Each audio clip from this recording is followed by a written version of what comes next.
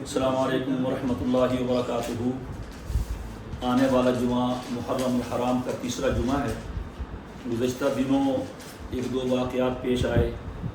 Jio news نے نبی کریم علیہ الصلوۃ والسلام کی ناموس اور آپ کی حرمت کے حوالے سے خاکے شائع کیے، جس کی مذمت کی گئی، اور جتنی بھی مذمت کی جائے وہ کم ہے۔ پھر اس کے بعد ایک صاحب کے ارتحال کا ثانیہ پیش آیا اور لوگوں نے ان کے بارے میں اپنی اپنی آراء پیش کی۔ ہمیں ان کو تو کچھ نہیں کہنا، اللہ تعالیٰ ان کے ساتھ خیر کا معاملہ کرے، ہو سکتا ہے انہیں توبہ کر لی ہو، لیکن ہمیں اس موقع پر جو ایک بات سمجھ میں آتی ہے اپنے احباب کو وہ کہنی ہے، وہ آگے اپنے سننے والوں کو یہ پہنچائیں، اور وہ یہ ہے کہ حضرات صحابہ کرام رضی اللہ تعالی عنہ اجمعین یہ بڑی مقدس شخصیات ہیں، نبی کریم علیہ الصلوۃ والسلام کے تلامذہ ہیں، آپ کے شاگرد ہیں، آپ کے صحبت یافتہ ہیں، اور آپ نے ان کو پڑھایا بھی ہے، سمجھایا بھی ہے، سکھایا بھی ہے، تربیت بھی کی ہے۔ قرآن کریم سارا حضور نے صحابہ کو سنایا، اپنی تعلیمات صحابہ کو دی ہے، اور نبی کریم علیہ الصلوۃ والسلام تک پہنچنے کا واحد طریقہ وہ حضرات صحابہ کرام رضی اللہ تعالیٰ عنہ اجمعین ہے۔ ہمارے پاس دین کی جو بات پہنچی ہے، وہ قرآن کریم ہو، وہ احادیث رسول ہوں، وہ حضور کی تعلیمات ہوں، اللہ تعالیٰ کے احکامات کو بجا لانے کا طریقہ ہو، نبی کریم علیہ الصلوۃ والسلام کی مبارک سنتیں ہوں، صحابہ کے علاوہ ہم تک پہنچنے کا اور کوئی ذریعہ نہیں ہے۔ اور قرآن کریم نے بھی اور نبی کریم علیہ الصلوۃ والسلام نے بھی ان کے بارے میں جو تبصرے کیے ہیں، جو ان کے اوصاف بیان کیے ہیں، اس کا بھی تقاضا ہے کہ ایک مسلمان کم از کم وہ صحابہ کے بارے میں گستاخ نہیں ہو سکتا۔ ہماری گفتگو اس طبقے سے ہے، ان حضرات سے ہے، اس جماعت سے ہے جو اپنے آپ کو اہل السنہ والجماعت کہتے ہیں، لیکن افسوس یہ ہے کہ اب اہل السنت والجماعت کہلانے والے کچھ لوگ ایسے بھی پیدا ہو رہے ہیں، جیسا کہ حدیث پاک میں آتا ہے کہ قرب قیامت میں ایسا ہوگا کہ بعد والے پہلوں کو برا بھلا کہیں گے۔ تو افسوس کی بات یہ ہے کہ اہل السنت والجماعت کہلانے والے اور اپنے آپ کو سنی سمجھنے اور کہنے والے، وہ بھی حضرات صحابہ کرام رضی اللہ تعالی عنہم اجمعین پہ تبصرے کرنے لگیں اور ان کی توہین کرنے لگیں، اور ان کے بارے میں نازیبا اور ناشائستہ الفاظ کہنے لگے، انا للہ و انا الیہ راجعون، الامان والحفیظ۔ اور جو کہا جاتا ہے اپنے مطالعے کے ذام میں، اپنی معلومات کے ذام میں، ہم اسے علم تو نہیں کہہ سکتے، تحقیقات کے ذام میں، تدقیقات کے ذام میں، اور تاریخی روایات کو پڑھ کے، تاریخ جتنی بھی معتبر ہو، جب اس کا مقابلہ قرآن کریم سے کیا جائے گا، جب اس کا مقابلہ حدیث رسول سے کیا جائے گا، اور پھر فیصلہ وہ تاریخ سے نہیں ہوگا، فیصلہ قرآن کریم سے ہوگا، اور فیصلہ حدیث رسول سے ہوگا۔ صحابہ کا تعارف تاریخ سے نہیں ہوگا، صحابہ کا تعارف قرآن کریم سے ہوگا۔ تاریخی واقعات کو لے کے ان پہ گویا کہ تبرہ کرنا، برا بھلا کہنا، ان کی عظمت کو کم کرنا، ان کی شان کو کم کرنا، اور ان کے بارے میں ایسے الفاظ کہنا، الامان والحفیظ، اور صحابہ بھی وہ معمولی نہیں جو کاتب وحی رہے ہوں، جن کی نبی کریم علیہ الصلوۃ والسلام سے قریبی رشتہ داری ہو، اور آپ نے ان کے بارے میں فضائل بیان فرمائے ہوں، اور آپ نے انہیں وحی لکھنے کی ذمہ داری سونپی ہو، اور پھر نبی کریم علیہ الصلوۃ والسلام کے بعد انہوں نے حضور کے دین کا ڈنکا دنیا میں بجایا ہو، اور عرب سے نکل کر عجم میں پہنچے ہوں اور 64 لاکھ مربع میل کا رقبہ وہ اسلام کو لے کے دیا ہو، میری مراد حضرت امیر معاویہ رضی اللہ تعالی عنہ ہیں، کیا اس وجہ سے کہ یہ یزید کے باپ تھے، یہ اس وجہ سے کہ بنو امیہ سے ایک نفرت ہو گئی، یا اس وجہ سے کہ تاریخ یہ کہتی ہے ہم ان کو برا بھلا کہنا شروع کر دیں؟ ہم کون ہے بھائی؟ کوئی پوتا اپنے دادے کو گالیاں دے، کوئی نواسا اپنے نانے کو گالیاں دے، کوئی چھوٹا اپنے چچا کو، تائے کو، بڑے کو گالی دے، اسے کوئی بھی شریف بچہ نہیں کہے گا، سب اسے لعن طعن کریں گے۔ اور صحابہ 14 صدیاں پہلے پھر کہا گیا کہ جی اب تو وہ اللہ کو پیارے ہو گئے، اذکروا موتاکم بالخیر، موتا کا تذکرہ خیر سے کرو، بالکل صحیح بات ہے۔ اور معتدل حضرات نے انہیں کچھ نہیں کہا، ان کی ذات کو نہیں کہا، ان کی غلط بات کو غلط کہا ہے۔ بندہ مر جاتا ہے، نظریہ باقی رہتا ہے اور اس کا عقیدہ باقی رہتا ہے، اس کی تصنیفات باقی رہتی ہیں۔ اور آج کل تو سوشل میڈیا کا دور ہے، ویڈیوز باقی ہیں، آڈیو باقی ہے، گفتگو باقی ہے، تو پھر کیسے کہہ دیں کہ ان کے جانے کے بعد ان کا قصہ ختم کر دیں؟ ہاں، موصوف کو کچھ نہ کہیں، لیکن جو نظریہ انہوں نے دیا ہے اس کی رد کریں اور اس کو غلط کہیں تاکہ نسلیں عبرت حاصل کریں۔ اور میں کہنا چاہوں گا ان اصحاب علم سے، وہ جو اہل سنت والجماعت کہلاتے ہیں، جس بھی مکتبہ فکر سے تعلق ہو، اس سے کوئی غرض نہیں ہے، فرقوں میں ہمیں ڈال دیا گیا، اس کو چھوڑنا چاہیے۔ اہل سنت والجماعت ایک ہی مکتبہ فکر ہے، وہ جس بھی مسلک سے ہوں، جس بھی مکتبہ فکر سے ہوں، لیکن ہوں اہل سنت والجماعت۔ وہ ذرا خیال کریں کہ وہ اور صحابہ کو برا کریں، اپنے نام کی وجہ تو دیکھیے نا، اہل السنت والجماعہ، ہم اہل السنت والجماعہ۔ اور یہ حدیث پاک سے لفظ نکلا ہے، آپ نے فرمایا کہ بنو اسرائیل 72 فرقوں میں بٹی تھی، اور تم یعنی حضور کی امت 73 فرقوں میں بٹے گی، کلہم فی النار الا واحدہ، وہ 73 میں سے سارے کے سارے جہنمی ہوں گے سوائے ایک کے۔ قالوا ما ہی، تو صحابہ نے کہا حضرت وہ کون ہوں گے جو جنتی ہوں گے؟ آپ نے فرمایا ما انا علیہ و اصحابی۔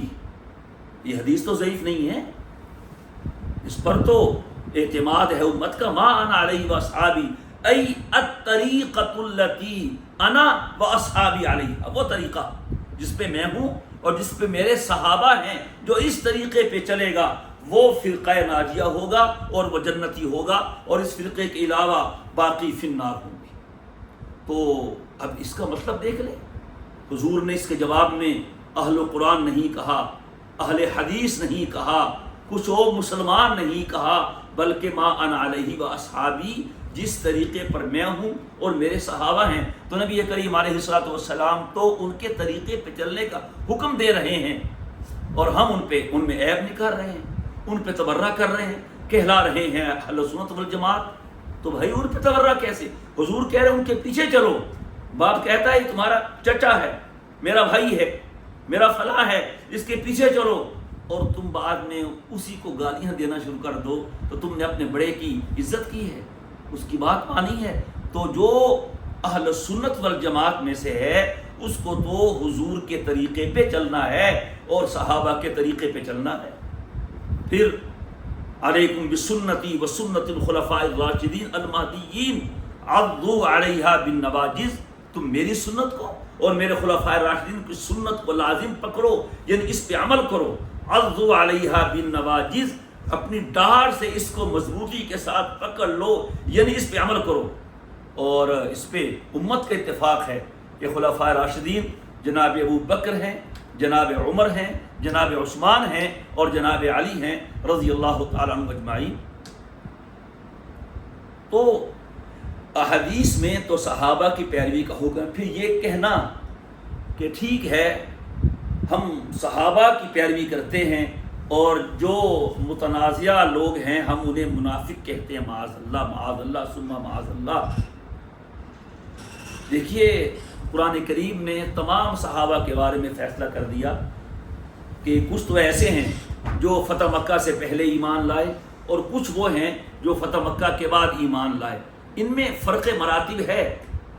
لا یستوی منکم من انفق من بعد الفتح وقاتل اولئک اعظم درجۃ من الذین انفقوا من بعد وقاتلوا، کہ فتح مکہ سے پہلے ایمان لانے والے، اللہ کے راستے میں خرچ کرنے والے، قتال کرنے والے، اعظم درجہ، ان کا درجہ زیادہ ہے، بلند ہے ان کی نسبت جو فتح مکہ کے بعد ایمان لائے۔ لیکن وَكُلًّا وَعَدَ اللَّهُ الْحُسْنَىٰ، اللہ نے تمام صحابہ سے جنت کا وعدہ کر دیا۔ اور الصحابۃ کلھم عدول، صحابہ سارے کے سارے عادل ہیں، اور انہی نصوص کی بنا پر مسلک ہے، موقف ہے، نظریہ ہے اہل سنت والجماعت کا کہ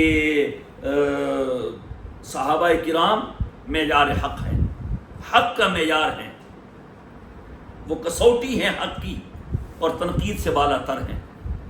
قرآن کریم نے جا بجا ان کی صفات بیان کی، رضی اللہ عنہم والسابقون الاولون من المہاجرین والانصار، اس میں مطلق کہا، عام جو بھی مہاجر ہے سب اس میں آگے، جو انصاری ہے سب اس میں آگے، والذین تبعہم باحسان رضی اللہ عنہم ورضوا عنہ، بلکہ جو احسان کے ساتھ، اخلاص کے ساتھ ان کے پیچھے پیچھے چلیں گے، ان کی پیروی کریں گے، اللہ ان سے بھی راضی ہو جائے گا۔ تو اللہ کی رضا انصار و مہاجرین کی پیروی میں، ان کے پیچھے پیچھے چلنے میں ہے۔ تو جو اس کے برعکس ان میں کیڑے نکالے اور تاریخی روایات کو لے کے ان کے بارے میں تنزیہ بات کے، لہجہ برا ہو، بات بری ہو، اہانت آمیز لہجہ ہو، تحقیر آمیز لہجہ ہو، حضرت ابو ہریرہ کے بارے میں، حضرت امیر معاویہ کے بارے میں، جناب ابو بکر اور جناب عمر رضی اللہ تعالی عنہ کے بارے میں لہجہ برا ہو، تو پھر کیا والذین اتبعوا باحسان میں وہ داخل ہے؟ اور قرآن کریم میں ہے اولئک الذین امتحن اللہ قلوبہم للتقوی لہم مغفرۃ واجر عظیم، کہ صحابہ کے بارے میں فرمایا کہ اللہ تعالیٰ نے ان لوگوں کا تقوی کے عنوان پہ امتحان لیا، اور ان کی مغفرت ہے اور بہت بڑا اجر ہے۔ آپ قرآن کریم کا مطالعہ کیجئے، قرآن کریم نے کوئی تخصیص نہیں کی ہے کہ اتنے بلکہ وَكُلًّا کا لفظ ہے، اور جہاں بھی تعریف ہے اور فضائل ہے تمام صحابہ کے لیے ہیں۔ اور نبی کریم علیہ الصلوۃ والسلام نے بعض اوصاف تو نام لے کے فرمائے، عشرہ مبشرہ ہے، چوتھا نمبر حضرت علی کا ہے، جو بعد والے باقی 6 صحابہ ہیں ان سے حضرت علی رضی اللہ تعالیٰ افضل ہیں۔ اور اہل سنت کا تو مطلب ہی یہ ہے کہ اس کے دل میں کسی صحابی کے بارے میں بھی کوئی میل نہ ہو، اور اہل بیت کرام میں سے بھی کسی کے بارے میں کوئی میل نہ ہو۔ اب جب اہل بیت کا لفظ بولا تو موصوف نے کہا کہ جی اس سے صرف علی مراد ہیں، حضرت فاطمہ مراد ہیں، حسن و حسین مراد ہیں، بیوی کو ویسے گھر والا کہہ دیتے ہیں، وہ اہل بیت میں شامل نہیں ہے۔ عجیب منطق ہے، یہ عجیب منطق ہے۔ بیوی اگر گھر والوں میں شامل نہیں، ہمارے زبان میں تو گھر والے کہتے ہی بیوی کو ہیں۔ بھی گھر والے کیسے ہیں؟ میں ذرا گھر والوں کے ساتھ جا رہا ہوں، میرے ساتھ گھر والے ہیں، مراد کیا ہوتا ہے؟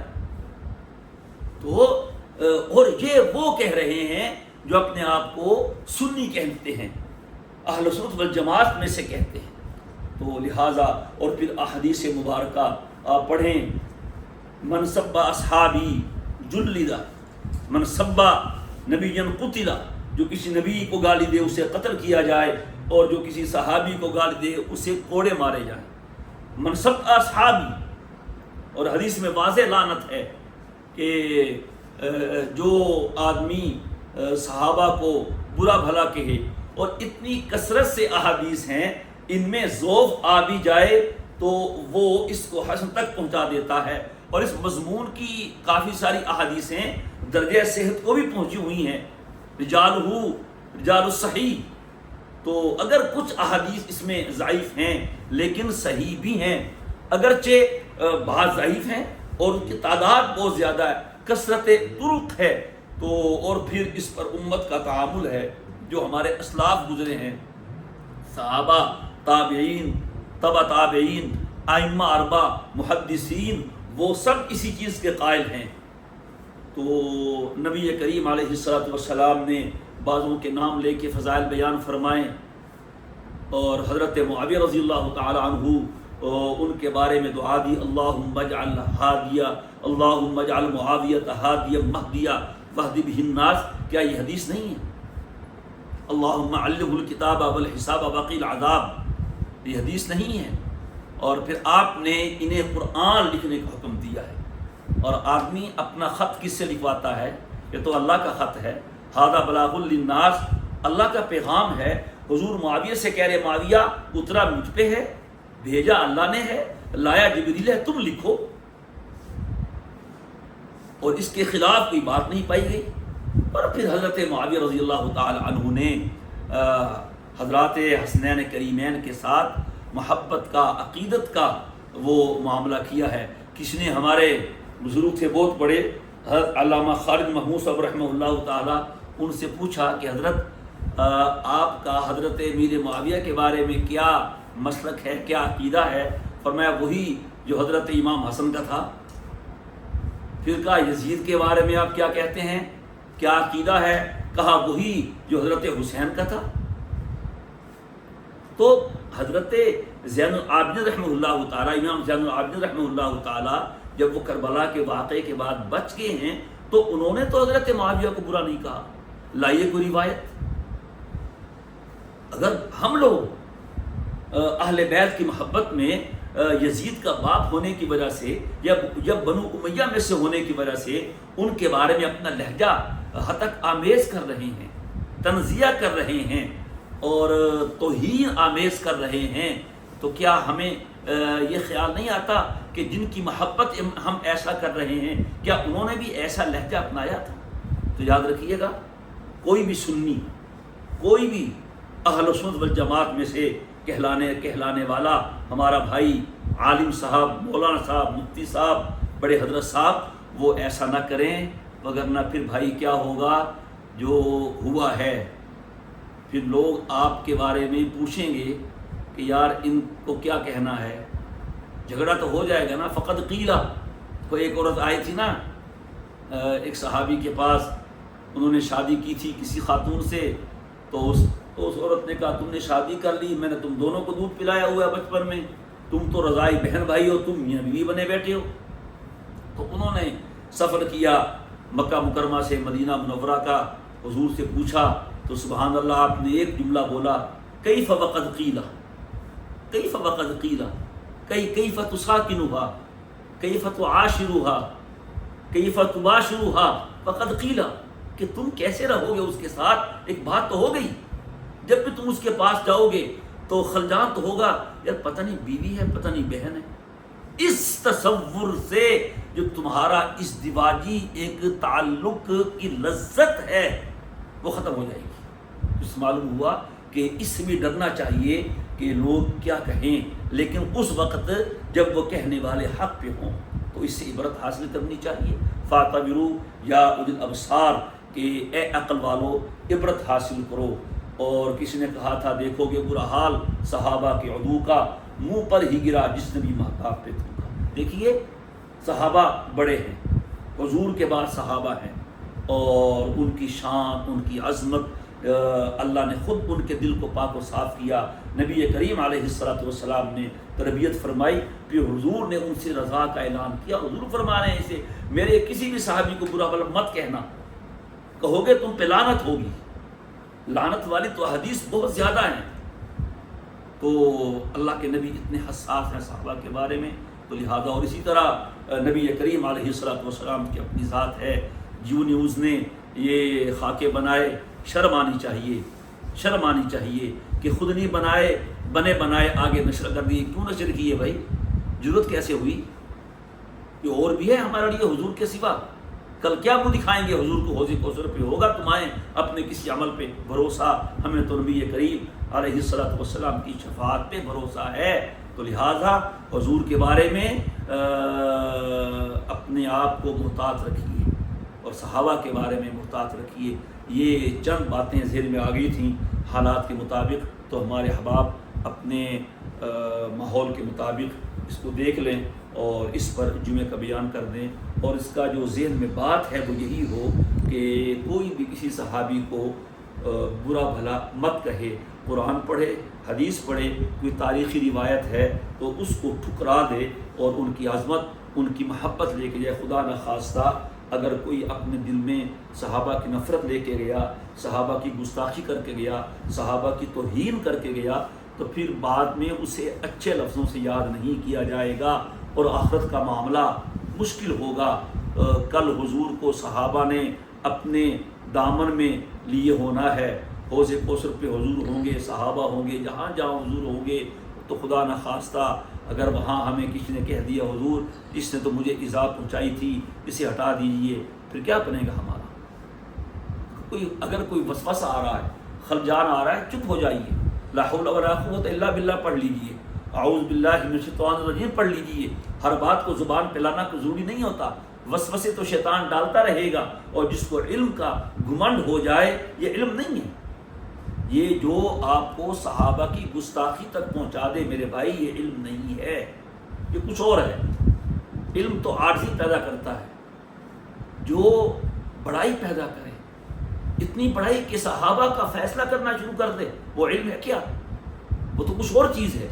تو لہٰذا شیطان طرح طرح سے استعمال کرتا ہے، جس طرح کہ مفتی محمد شفیع صاحب رحمہ اللہ تعالیٰ فرمایا کرتے تھے کہ بھائی مولوی کا شیطان بھی مولوی ہوتا ہے، اسے پتہ ہے کہ اس کو میں نے کیسے استعمال کرنا ہے۔ یہ چند سطور حضرات صحابہ اور بالخصوص وہ صحابہ جن پہ تبرہ کیا جاتا ہے۔ ہم 2023 میں گئے تھے دمشق، وہاں امیر معاویہ رضی اللہ تعالیٰ عنہ کے مقبرے پہ بھی حاضری ہوئی، حضرت بلال حبشی رضی اللہ عنہ کے مقبرے پہ بھی حاضری ہوئی، حضرت عبداللہ ابن مکتوم رضی اللہ عنہ کے مقبرے پہ بھی حاضری ہوئی۔ اور آپ حیران ہوں گے کہ اس پورے قبرستان میں جتنی اہانت حضرت امیر معاویہ کی قبر کی گئی تھی، کسی اور قبر کی اتنی اہانت نہیں کی گئی۔ اس مظلوم صحابی پہ سب نے ظلم کیا، وہاں قبر پہ آ کے پتھر مارتے رہتے ہیں، جوتے مارتے رہتے ہیں۔ نقصان کیا ہے تمہارا حضرت معاویہ نے؟ کیا نقصان کیا انہوں نے؟ وہ کسی نے کہا نا کسی صاحب کو کہ حضرت بہت برائیاں پھیل گئی ہیں، فرمایا تم برے ہو، تمہاری نظر برائی پہ جاتی ہے، تمہیں نیک لوگ نظر نہیں آتے؟ مسجدوں میں نمازیں پڑھنے والے، تہجد پڑھنے والے، قرآن پڑھنے والے، اور اسی طرح جو مکھی ہوتی ہے وہ گم پہ بیٹھتی ہے، جو شہد کی مکھی ہوتی ہے وہ پھل اور پھول پہ بیٹھتی ہے۔ تو اگر مجھے کسی اچھے میں برائی نظر آ رہی ہے تو کہیں ایسا تو نہیں ہے وہ میری اپنی برائی ہے جو اس میں نظر آ رہی ہے۔ بہرحال اللہ تعالیٰ حضرات صحابہ کرام رضی اللہ تعالیٰ اجمعین کی شان میں اور اضافہ فرمائے، اور اہل سنت والجماعت کے لوگوں کو خاص، کیونکہ ہمارے مخاطب وہی ہیں، ہم کسی کے مسلک کو چھیڑتے نہیں ہیں، نہ کسی پہ تنقید کرتے ہیں۔ ہم تو یہی کہتے ہیں کہ تنقید نہ کرو، بس اپنا کام کرو، اور خاص طور پر جو مقدس شخصیات ہیں ان کو برا بھلا کہنا یہ کوئی طریقہ نہیں ہے، یہ کوئی عبادت نہیں ہے، یہ کوئی نظریہ نہیں ہے، یہ کوئی عقیدہ نہیں ہے کہ دوسرے کو برا کہو، یہ کوئی ایمان نہیں ہے۔ اللہ تعالی ہم سب کو ہدایت دے، اور ہم سب کو صحابہ کرام کی کسی بھی طرح زبان سے یا قلم سے، انداز سے، توہین سے بچائے، اور ہمیں ان کے پیچھے چل کے جناب نبی کریم علیہ الصلوۃ والسلام تک پہنچا دے۔ وآخر دعوانا ان الحمد للہ رب العالمین۔ السلام علیکم ورحمۃ اللہ وبرکاتہ۔